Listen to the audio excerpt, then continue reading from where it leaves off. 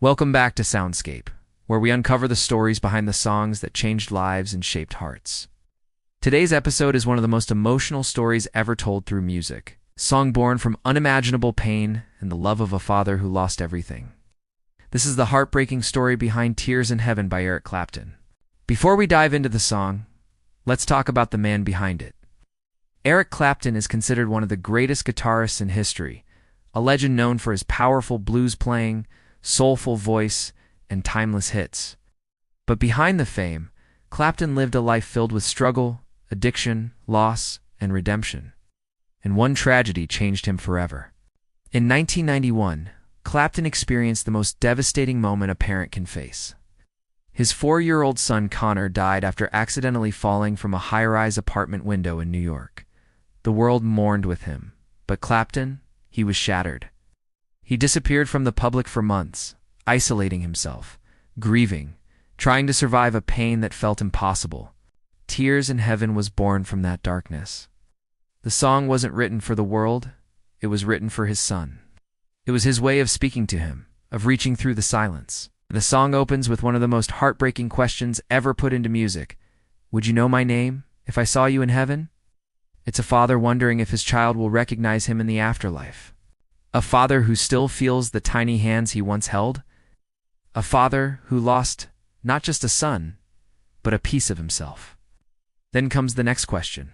Would it be the same? If I saw you in heaven? Clapton wasn't just grieving. He was searching for hope, searching for connection, searching for the possibility that one day this unbearable pain might make sense. The famous line, "I must be strong and carry on, because I know I don't belong here in heaven," is a raw admission of a man torn between the desire to be with his son and the brutal reality that he must keep living. This song is not just about death, it's about a love that refuses to die. It's about the strength needed to keep living after losing someone who meant everything. It's about healing, slow, painful, but possible.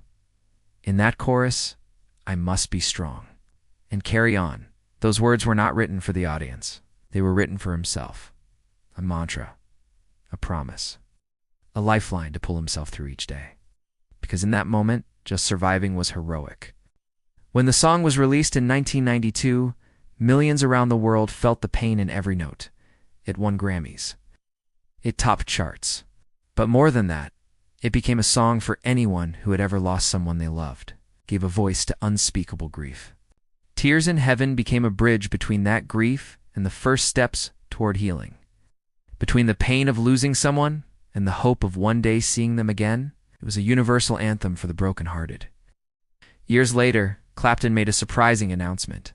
He would no longer perform Tears in Heaven live. Why? Because he said he had finally healed enough that the song no longer felt like his truth. The raw, desperate pain it captured was no longer his present reality. It had served its purpose.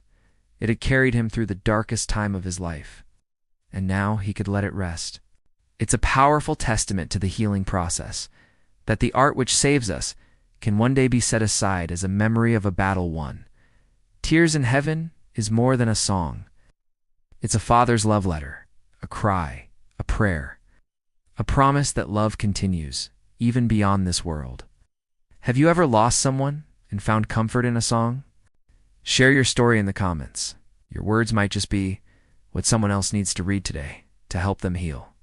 Don't forget to like, subscribe, and hit that bell for more Song Explained stories here on Soundscape, and let me know, what song should we break down next? Your request might be featured in our next episode. Thanks for watching.